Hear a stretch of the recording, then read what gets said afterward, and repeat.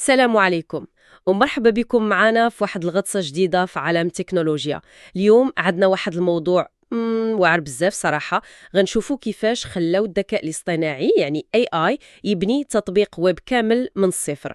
غنحاولوا نفهموا هاد التجربة مزيان. هاد الشيء اللي غنهضروا عليه جاي من واحد الفيديو في اليوتيوب كيشرح هاد العملية بالتفصيل. استعملوا واحد الأداة الصينية سميتها Train AI وشي نماذج لغوية يعني LLMs مختلفة. تري اي اي ديال بايت دانس، شركة ديال تيك توك. هي هذيك باش يصيبوا تطبيق إنتاجية زعما في كل شيء، كانبان، ملاحظات، جداول البيانات، أجندة وحتى متتبع للعادات. مهم بناوه غير في البيسي ديالهم باش يجربوه، فهمتي؟ يعني بلا صداع ديال الأمان وهادشي في المرحلة الأولى. الهدف ديالنا هنا هو نخرجوا بالخلاصات الأساسية، يعني شنو قادر يدير الاي اي دابا في بناء تطبيقات، شنو الصعوبات وشنو النتائج اللي زعما ما كانش متوقعة. يلا ندخلوا في التفاصيل. واللي مهم كتر هو ديك الميزة الجديدة اللي زادوا في تري اي اي، اللي هي بيلدر. هادي اللي بصح عطات واحد الدفعة قوية للاي اي باش يبني التطبيق بشكل مستقل، ماشي بحال شحال هادي.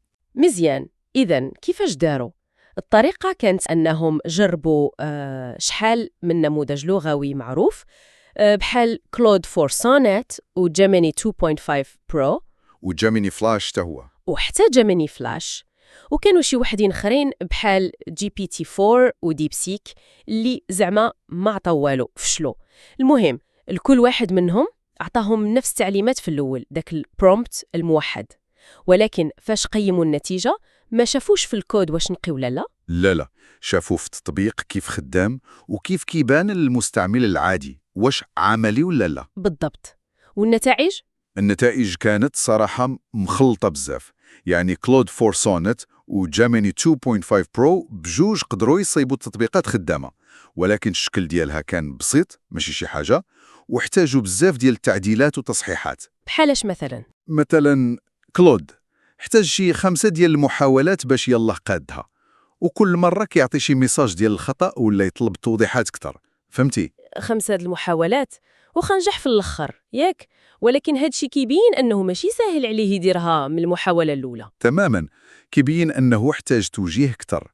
ولكن في الجهة الأخرى المفاجأة كانت هي جيميني فلاش.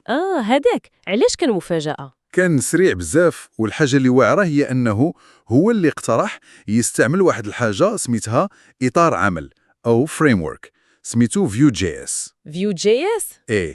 هاد فيو جي اس بحال شي طقم واجد كيسهل بناء الواجهات ديال التطبيقات، وملي اقترحوا جيميني فلاش دغيا تصايب واحد الهيكل أولي للتطبيق. وجي بي تي 4 وديب سيك هادوك وهادو فشل تام في هاد المهمة، وهاد شي زعما كيخلينا نتسائلوا على القدرات ديال كل نموذج وفاش متخصص بالضبط. ايه، ولكن اللحظة اللي قلبت كل شيء هي ملي طلبوا من كلود فور سونيت، اللي كان احتاج 5 المحاولات في الأول. هو هذاك طلبوا منه يعاود يصايب التطبيق، ولكن هاد المرة بإطار العمل فيو جي اس اللي كان جابوا جيميني فلاش. وهنا فين وقعت المفاجأة الكبيرة.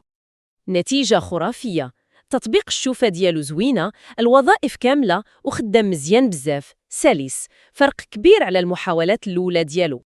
والتفسير ديال هاد الشيء كيبان أن السر هو في التركيبة. يعني القوة ديال نموذج لغوي كبير بحال كلود فور، ولكن خاص تعطيه الأداة المناسبة بحال إطار عمل فعال ومعروف بحال فيو جي اس. يعني ال AI وخا قوي مازال ما عندوش ديك الخبرة باش يختار أحسن إطار عمل بوحدو. بالضبط، ديك الخبرة البشرية في الاختيار أو حتى غير ديك الفكرة ديال أجي نجربوا هذا الإطار هي اللي كدير الفرق.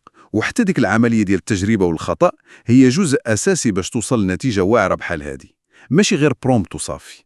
إذن شنو نقدر نستخلصوا من هاد الشي كامل؟ أول حاجة، هاد الإدوات الجديدة بحال بيلدر في تري AI قوية بزاف. أكيد.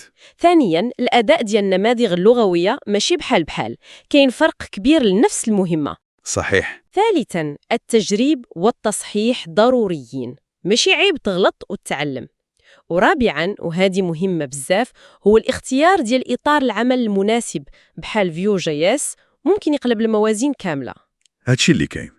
هاد التجربة كتورينا أن بناء التطبيقات بالاي اي غادي وكيتطور بواحد السرعة كبيرة، ولكن مازال كيعتمد بزاف على التدخل البشري، على التوجيه، على التجريب، وعلى معرفة كيفاش دمج الأدوات والأطر الصحيحة.